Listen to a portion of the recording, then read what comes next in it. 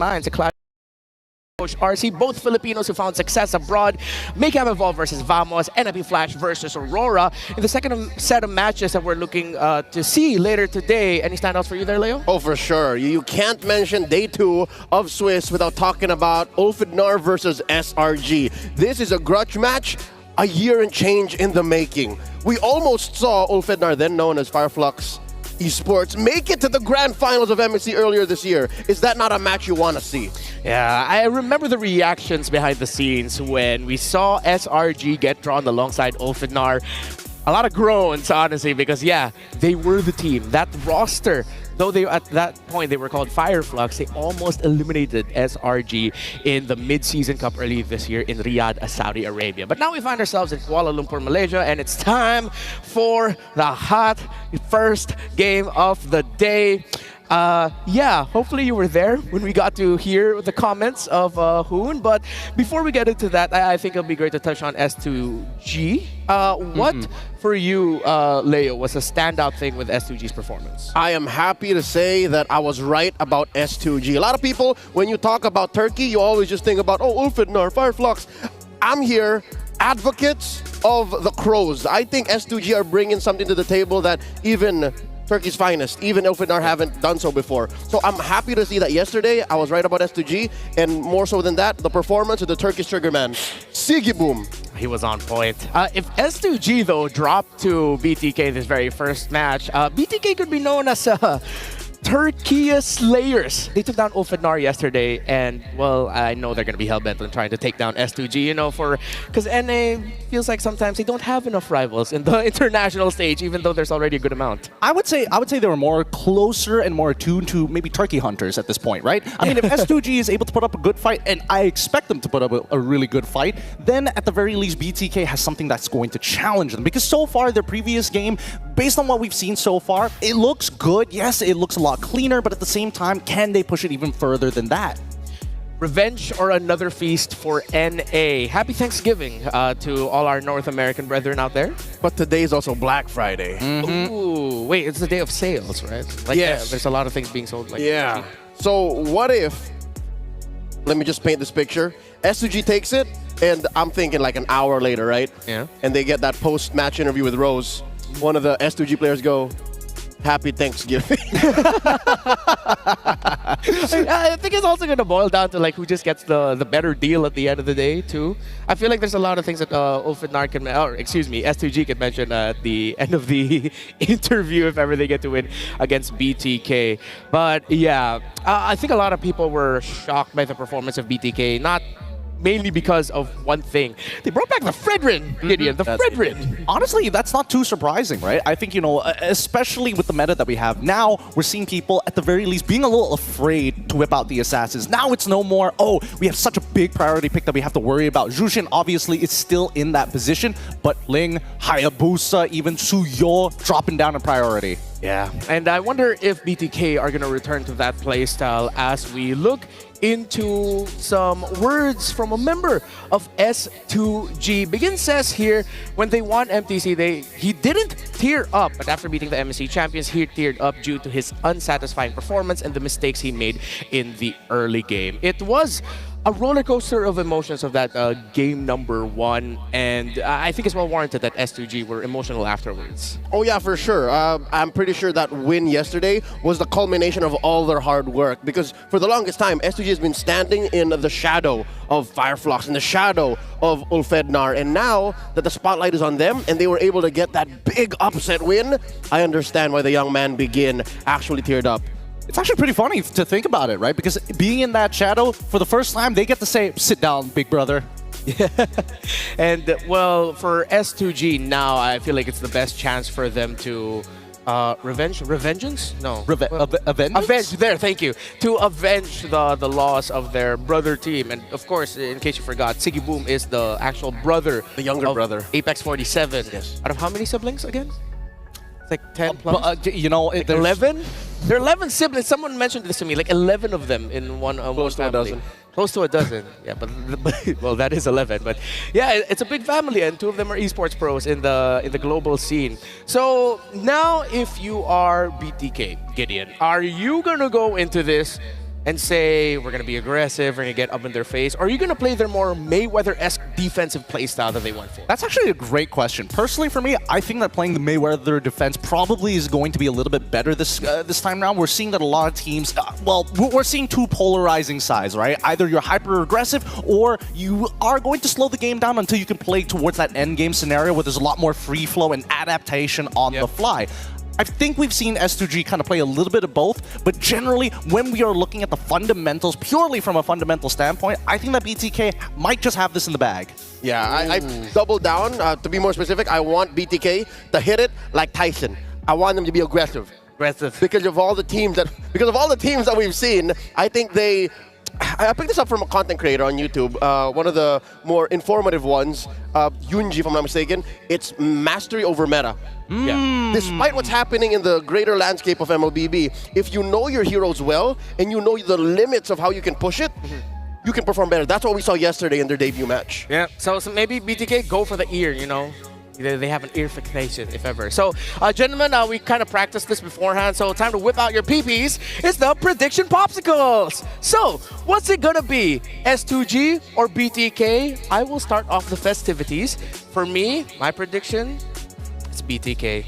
I'm in on the I'm in on the hype wagon, man. Really? I'm in on the hype wagon, and it's not because they may or may not have promised me a jersey, but I am in on the hype wagon. I've seen enough from BTK. They're ready for this, and they're ready to, I feel like, be a team to get in the heads of another team that will look to be the aggressors, as you mentioned. I don't know about that one. I want to say yes to BTK. Yes, I did mention that their fundamentals have been looking extremely good. More importantly, so their form has been looking great.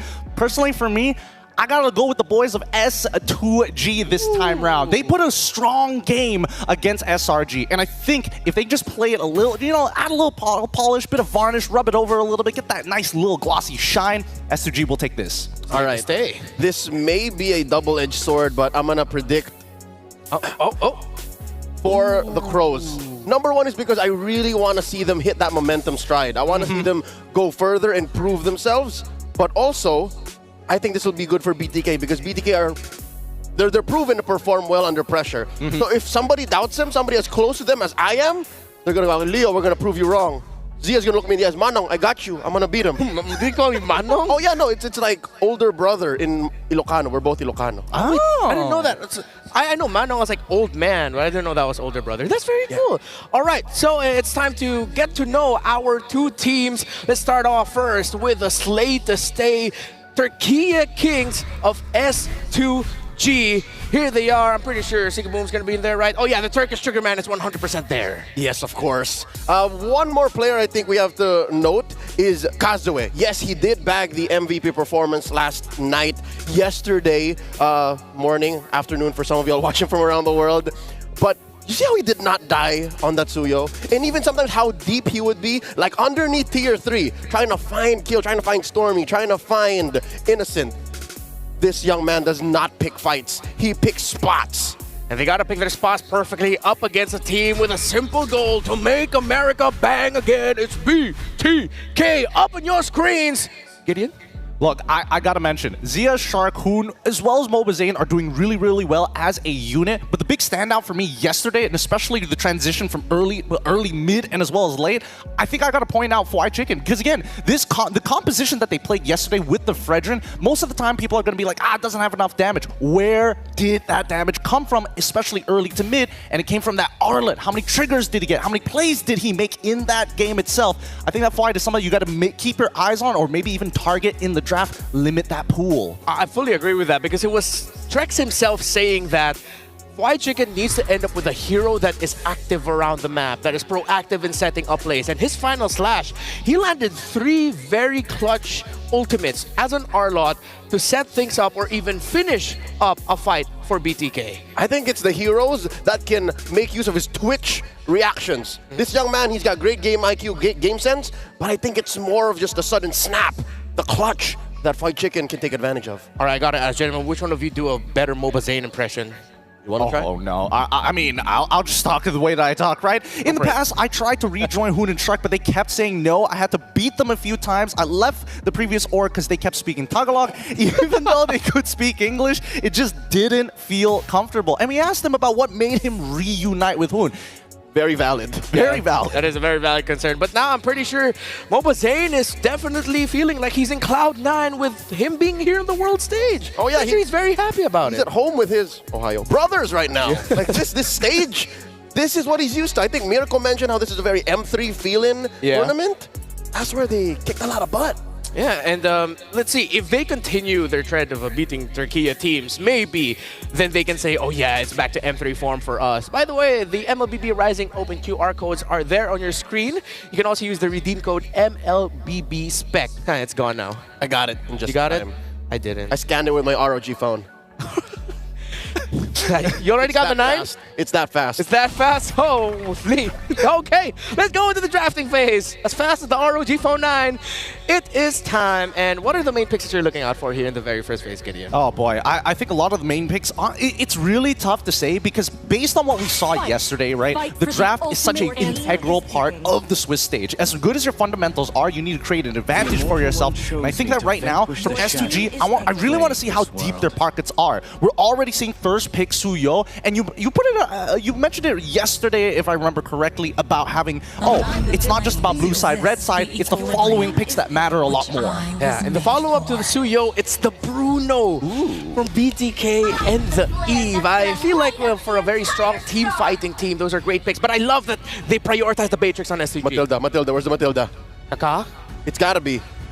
Hopefully. It's open. Oh, by the way, Turkish Trigger Man gets it. See? Back to back. Signature picks. It's gotta be. Come on, Pagu. I think they have to decide between the Chone as well as Matilda, right? Both providing two different use cases, but at the same time, we've seen how Cho has been devastating games. You got it right on the dot. It's going to be the Matilda this time around. They prefer the mobility. Yeah, the first 3 picks of S2G Scream. Yeah, we heard what you said, and we're kind of pissed off about it. But hey, my theory is right. I said BTK yesterday. You know what? Go ahead and pick the Fredrin again if you can, and it's a great lineup for a Fred to shine, honestly. MOBA Fred. Best part about that is just because, you have a Matilda, I'm going to lock you down just enough so you lose out of the guiding wind. Ooh, okay. So let's see if that Fred will do well here. Wait a minute. Mobazane's actually half Turkish?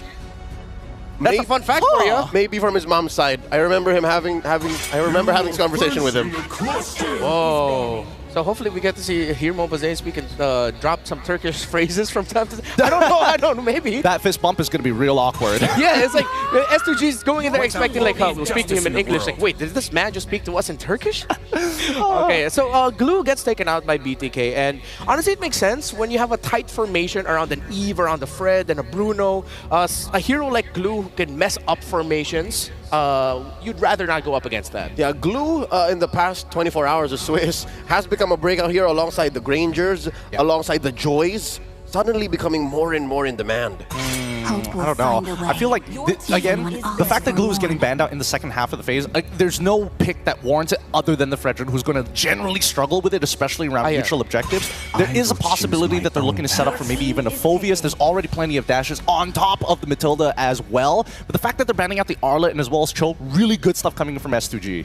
Yeah, now you take away a very proactive EXP laner that could fall into the hands of White Chicken. Honestly, if BTK just want to box, honestly, instead of going for something tankier, they could go for something more duelist. Yeah, somewhat duelist in the Phoveus as an EXP lane. Easy triggers off of the guiding winds. Yeah. Whatever you end up in the XP lane for Lunar should be a 50-50 at best. But the one thing I don't feel and I don't vibe with in the Phoveus is it's not a White Chicken hero. You know what I mean? Like there's no clutch. There's no clutch to it. You know where he's coming from. Oh, okay, it's true. It's true that you kind of see him coming at you, but I think that he's a very unique hero in the way that you play those clutch moments because it happens so quickly. You have such a small iframe. And it lasts so long. Exactly. He can live right in your face, close up the gap. I see. This means 100% of the last pick for BTK. I think they're going to go tanky again, especially for their roamer here.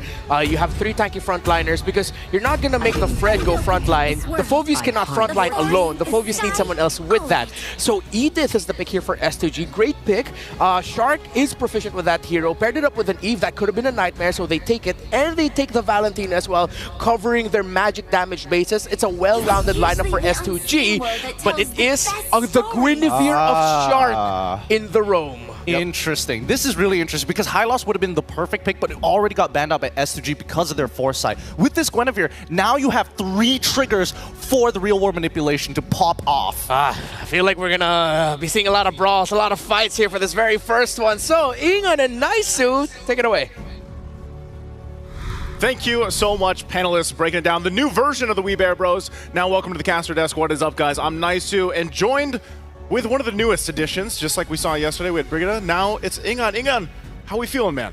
Daddy, I feel great. I'm excited to be here. The venue's awesome, and of course, our first match is going to be so hyped up.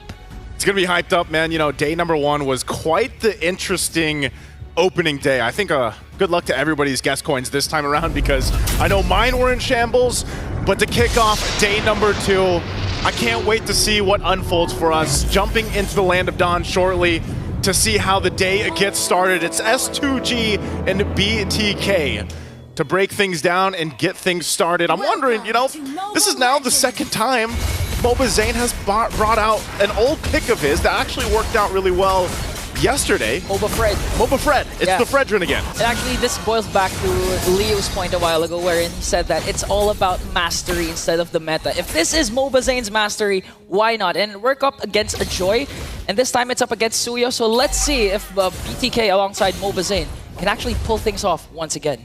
You know, I think at this point too, you have to be able to watch out for this. But also, you guys watching at home, you guys got to watch for the M6 pass because it's now available. You can complete all the active tasks during the event to hit level 75 for free, get amazing rewards, including Claude's battle emote, the M6 Glory Avatar Border, Baksha's battle emote, and the new special skin of Baksha Dauntless Shield, all for free. So make sure you guys go ahead and grab that because the action already starting here once again. Early rotations too, you know, Ingon, what we expected here with S2G. I know right away when you look at even the emblem sets being put into place, this lineup from S2G wants to move around fast. They want to be able to rotate quickly. They want to be able to even utilize the Matilda pick. You know, this is... Oh, and it looks like they're going to make a move here. Okay. Boon flicker up, but Shark goes in with a spatial migration. BTK won't commit to the fight alongside S2G. And looking at the emblem, Zia actually has the Master Assassin, so he's confident going up against Sigiboom down to the laning phase. But the thing that bothers me, or the thing that concerns me rather, is the Guinevere roam. We've seen it. Renege used it up when Aurora played yesterday.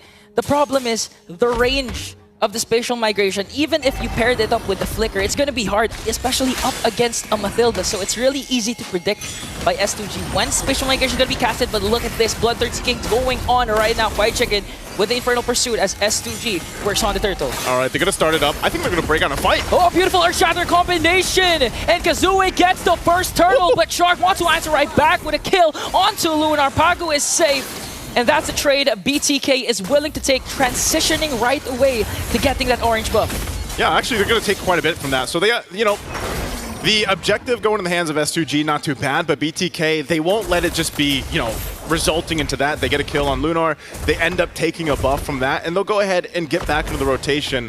Always that first turtle is kind of up in the air. You know, you don't have to completely secure it because you know you still have that second and third coming up. And with a lineup like this, you know, that's something that we can talk about and break down even further. With BTK's lineup, it's kind of a slow burn. I mean, talk about how successful this Bruno pick has been. I think he's, what, 75% win rate right now? Something insane. 6 out of 8. I'm actually surprised we didn't see it banned out, you know? But in this case, the fact that you just want to go ahead and have that build up on this Bruno, Zia is going to be in a good, you know, situation where then he's able to pop off later on, especially into when Hoon sets up the real world manipulation. Now, if you missed the game yesterday that BTK played, you know, they almost got to a point where the game kind of got a little shaky. Almost got a little scary if they were actually going to be able to close out the game. So I hope that they were able to go ahead and kind of adjust themselves for this game, as mistakes can turn things around so quickly. I think that's one of the most deadly things about our current Swiss stage format, you know? This best of one. Whoa! Shark managed to find a pick-off, but still managed to escape here.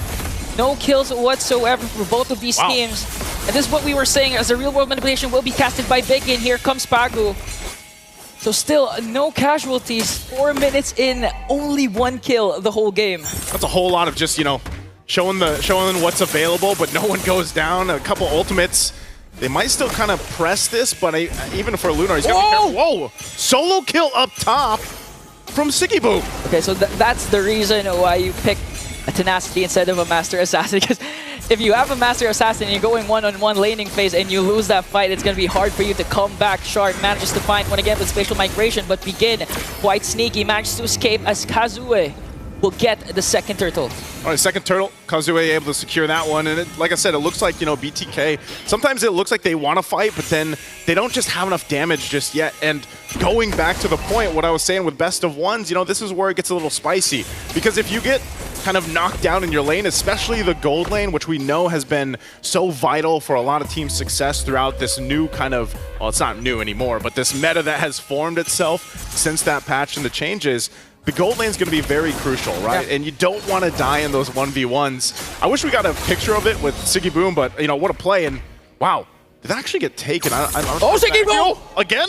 You can almost feel the damage because he picked up his first item, Blade of Despair, compared to Zia with the Has Claw. So you know, by the item prioritization, Zia is really behind compared to Siggy Boom, the Turkish trigger man.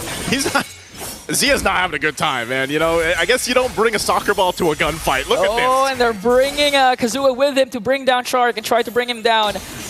But Shark, quite sneaky, will be able to escape. But look at the pressure S2G is putting on BTK. They're actually going to take down the first-tier turret up top. Almost there. Forcing a reaction coming in from BTK.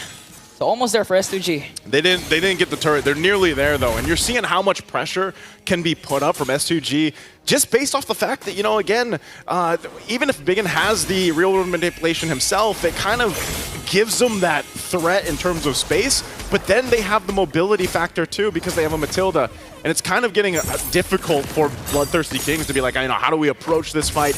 How do we actually engage here? And that's why I was saying earlier, you know, they need a lot of time to kind of build up, get to a point. Third turtle's coming up here. And I don't know, man, if Bloodthirsty Kings can actually win this fight for the objective, that'd be great for them to set up into that first Lord coming up. But right now, it's just S2G, knowing they have this minor advantage, nothing too crazy, about 1,500 gold. It's going to be started up, though, by Zia. Rest of the team's going to make their way, Mobazane as well. And this is where we expect, you know, the Fredrin pick to shine. But look at the angles that are going to be set up here from S2G. Half health, Mobazane doesn't want to fully commit just yet. They might rely on Shark to jump in with that spatial migration. Okay, goes in with the Earth Shatter onward combination plus the flicker. Here comes Shark with a beautiful spatial migration onto the backline. Bracer trap coming in from Mobazane, but Lunar will get the turtle plus a kill onto Shark, forcing BTK to retreat. Whew, and just like that, that's 3 for 3 in the turtle department for S2G. They further the game lead a little bit more at this point. BTK, they tried to make something happen, but it was Lunar that went in first. It was Lunar that went the aggressive route, flickered in, got the knockup. And right now, Siggy Boom really trying to work on this turret.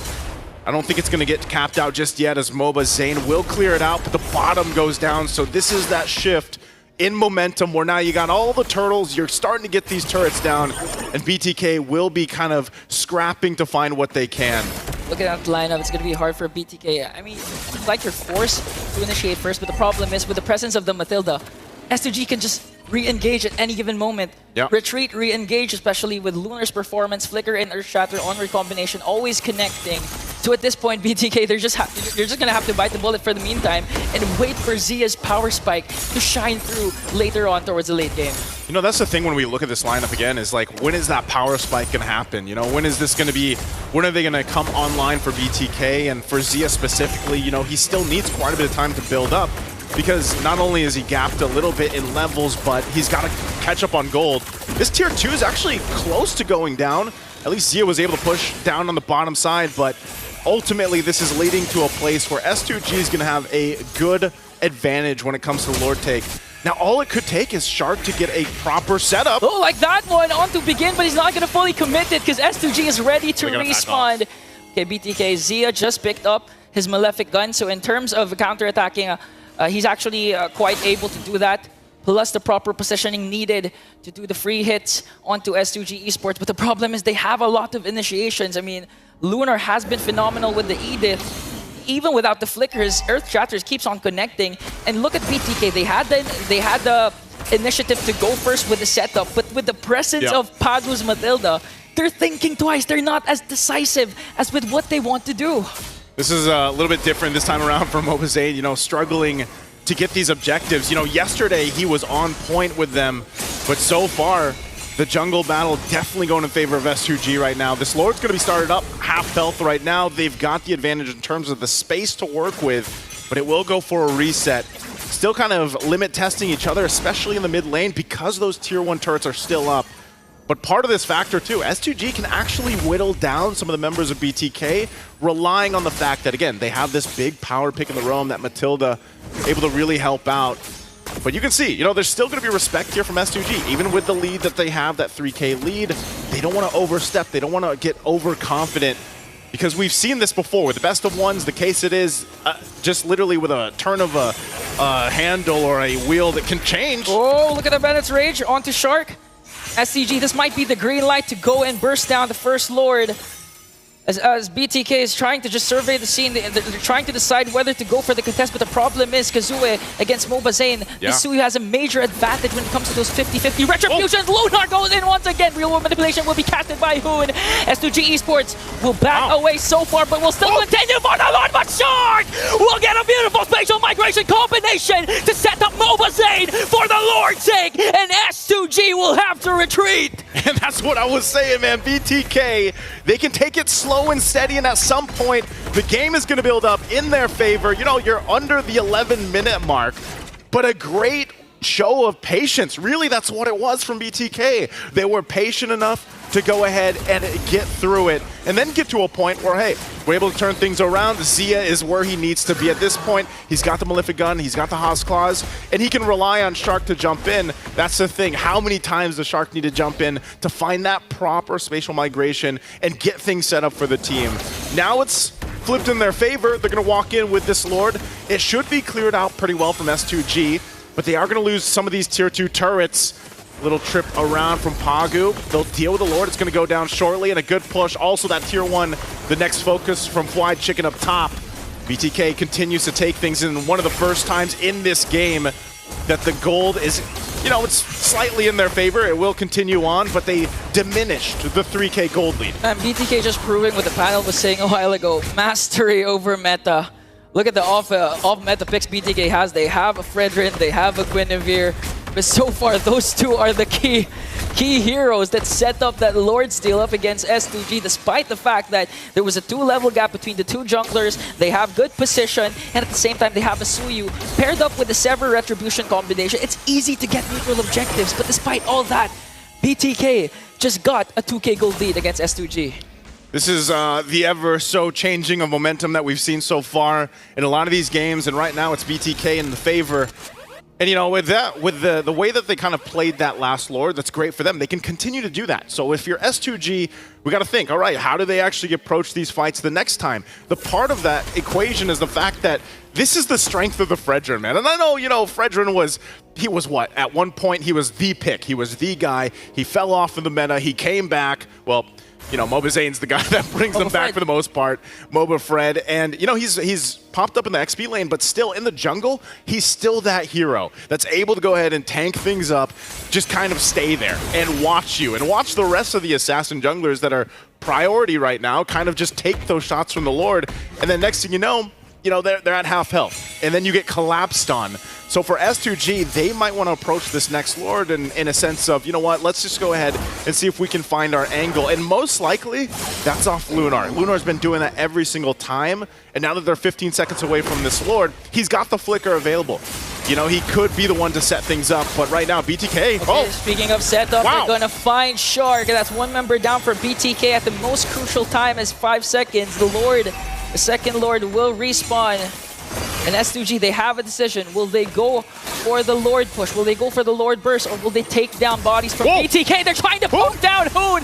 Here comes the Circling Eagle, but Hoon manages to flick around. But look at Siggy Boom, the Turkish Trigger Man with the Renner. Takes down Hoon. Now mobilelegends trying to soak up every single damage. Zia, though, quite alive still. But 5 members of STG are surrounding this second Lord. Will BTK pull off another miracle and steal away this Lord? They're going to go for it. It's the quarter of the health. Okay, here comes Circling Eagle once again. It's going to be Wet in battle! Sia gets a kill! Zane gets the Lord! And BTK, green light on the attack! Infernal pursuit from Fight Chicken, but he's going to fall down as well. mobilelegends and Zia connection will get another one as Shark manages to find Siggy Boom! A double kill for Zia! Off the headshot from Siggy Boom earlier, and they come back with a vengeance. They are bloodthirsty at this point as they march down the mid lane. Lord in tow. Kazooie all alone, ready for the rest of the team. The turret's going to be worked on. Can he do it? And another pickoff coming in from Shark. Kazooie is going to fall down, and BTK will now become the Turkish Slayers! And another victory for a BTK. You can see that patience played a part here in their second game throughout the Swiss stage, bringing them to that 2-0. What a victory for them. And yes, you can see the hype. You can see how good he's feeling. Hey, that's the Turkey Slayers, man. I just told you, first game hyped. What an amazing match. You can feel the emotions coming in from BTK. They want to prove something, and they have proven it. Upping up their standings to 2-0. This is looking good for the whole region of NACT. You know, you can doubt the Fredrin all you want, but you can't doubt MOBA Fred. But also, fantastic game, even from Shark, man. Just incredible game. Hey, happy Thanksgiving to them and everyone rooting for BTK, of course. We're going to throw it over to the panel to break things down even further. Let's see what they think about this game. Well, they went ahead and did it. Turkey Slayers for the very first 2 days of Swiss stage. BTK gets the dub over S2G in a very back and forth game. I thought it would be one-sided at one point, but now they just kept trading blows. On a lane per lane, hero per hero perspective, a lot of big question marks when it comes to BTK's draft. But again, mastery over meta. They stretched the limits of the utility of each of those heroes and made those team fights their backyard. Honestly, the way that they were playing, so momentum-based, there was a lot of weight between each one of the blows that they were throwing out against each other. I think, honestly, you know, we can break this down even more. There's so much to actually look into, but it's great to see that both sides very reactive. Shark really got to show off why that Guinevere is his signature. And of course, the rest of BTK, as Leo said, stretching out the limits. Let's go on over to the stage now to hear from BTK. 2-0 for BTK, and this time around coming in with another Thanksgiving dinner, taking down another team from Turkey. With me here we have MOBA Zane. Okay, first of all, Zane, how are you feeling? Just one step away from actually qualifying. It feels great, yeah. Feels good. You're feeling pumped? Yeah.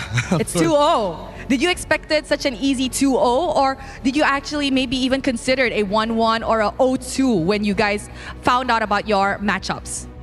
We're looking to beat stronger teams in Turkey in this tournament. Ooh, okay, I like it. Now that you guys actually just beat another strong team from Turkey, how do you feel like about the other powerhouses? Now, you said you guys are looking forward to it, but what other powerhouses are you guys looking forward to? Mostly the big Southeast Asia regions, Philippines, Indo, Malaysia, stuff like that.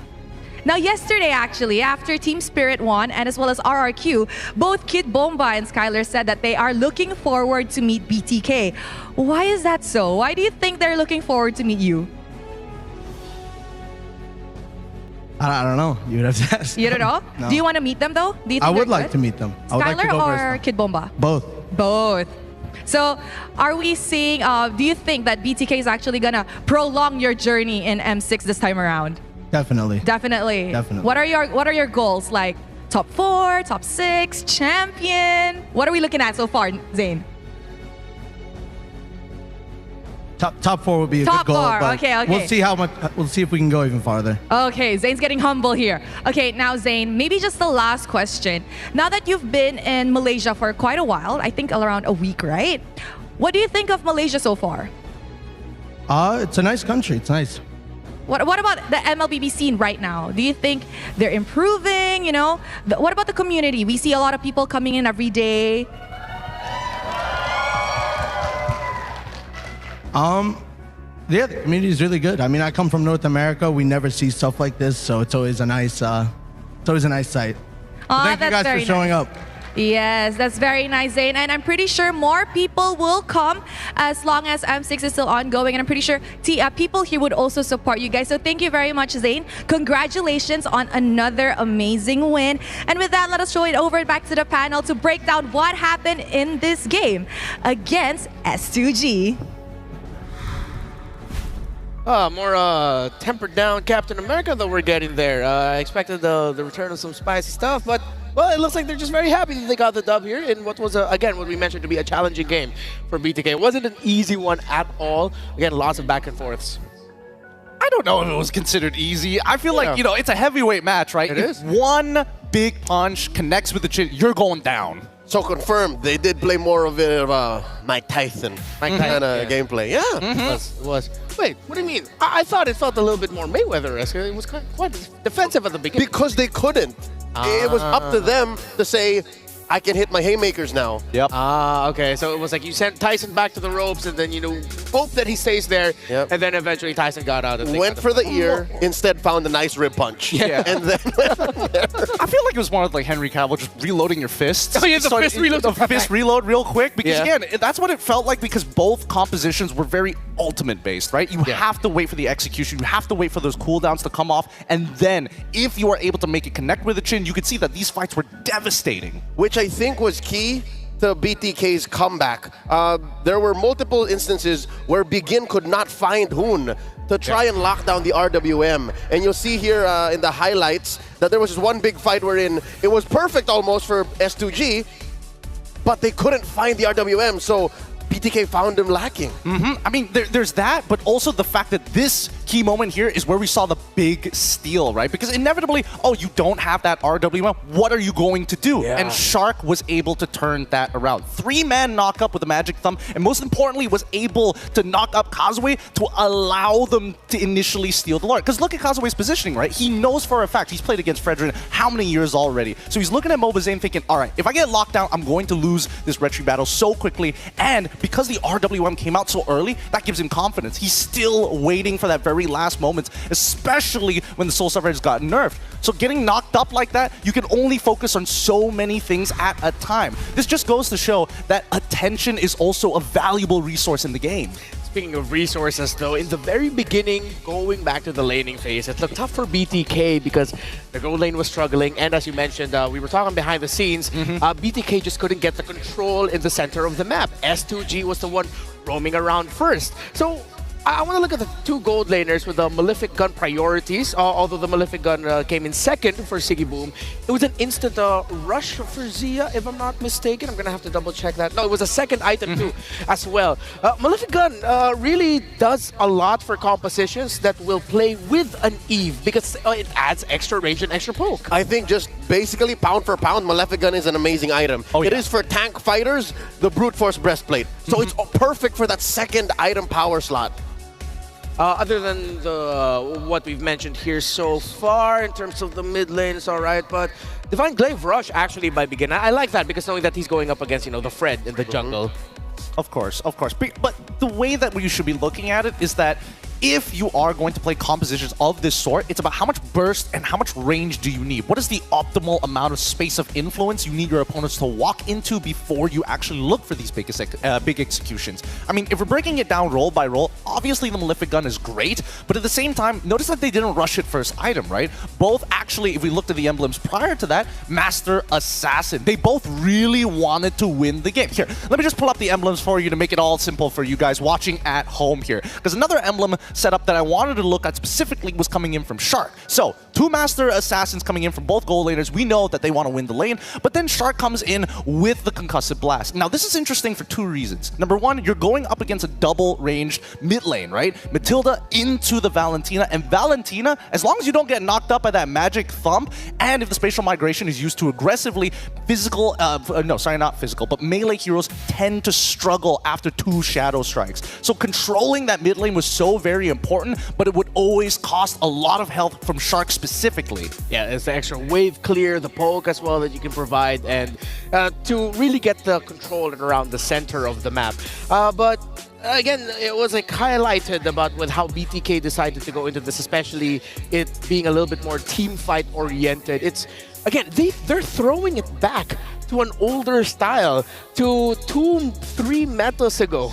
But it's a fundamental style. Yes. There are many universal truths in the world of MLBB. The fact that Cho will always be meta, and that if you focus on team fighting, everything else can be secondary. And that's why when S2G were up against the ropes, we were looking at their lineup and saying, yeah, if they had to defend, they got to win fights first. And BTK was going to make that impossible for them. That's why BTK, once they had him by the throat, everything just followed. Because look, the final game stat, 5K ahead, BTK was.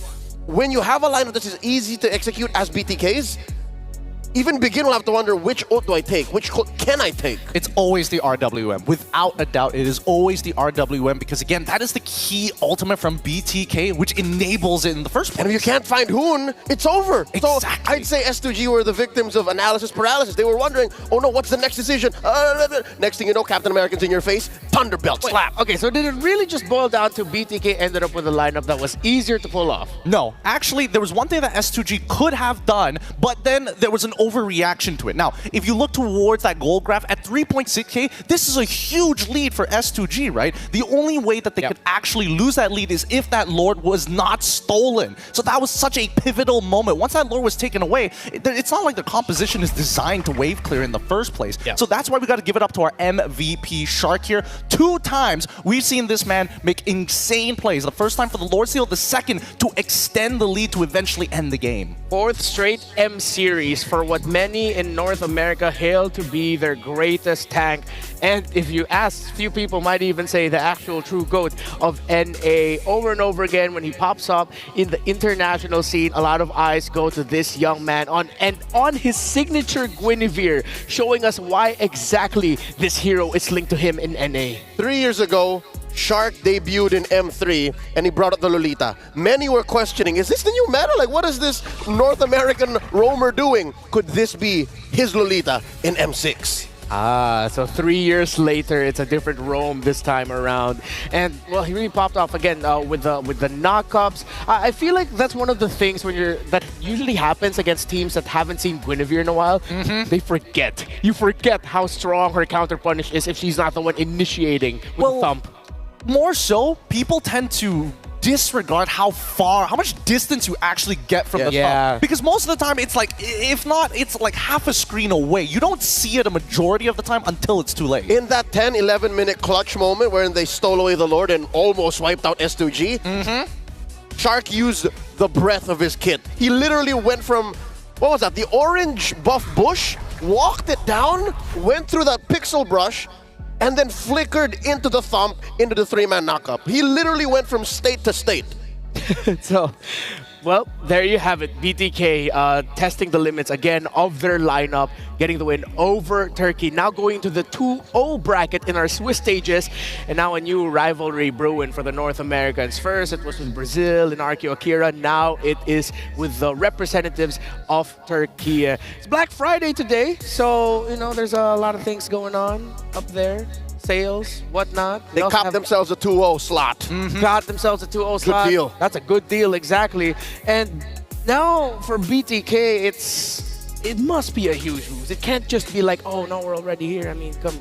It's 2-0. Literally, Rose said it best. You're 1 win away from qualifying into the knockouts. And don't forget, it's going to be a best of 3 as well. So really, the challenge starts now all the way. Even if they qualify for knockouts, it's not going to be an easy test. And I think that's a lot of the same mentality with a lot of the teams coming in to the 2-0 bracket. Well, that's only the very first game for today. We have more coming your way. Another interesting story between two unexpected teams to make it into this portion. It's Falcon Esports of Myanmar, who took down the runner-ups of MPL Philippines Season 14 in Aurora MLBB versus the unexpected champions, the villains turned heroes of Saudi Arabia and Twisted Minds. I like it. It's a clash of dark horses. And if you know what the history and the reception, the fanfare is from both of these teams from their home regions, you'll know that there's a lot on the line. And we're going to be seeing two Filipino coaches duke it out with their teams. Again, it's Myanmar versus Saudi Arabia coming up next. It was a great start to our very first or second Swiss stage. Second day of Swiss stages for M6 World Championship. Again, my name is Ramar Santa Cruz. We're here with Leo and Gideon Q. We'll be back after a very short break for Falcon Esports versus Twisted Minds here in Swiss stage, day number 2. It's M6.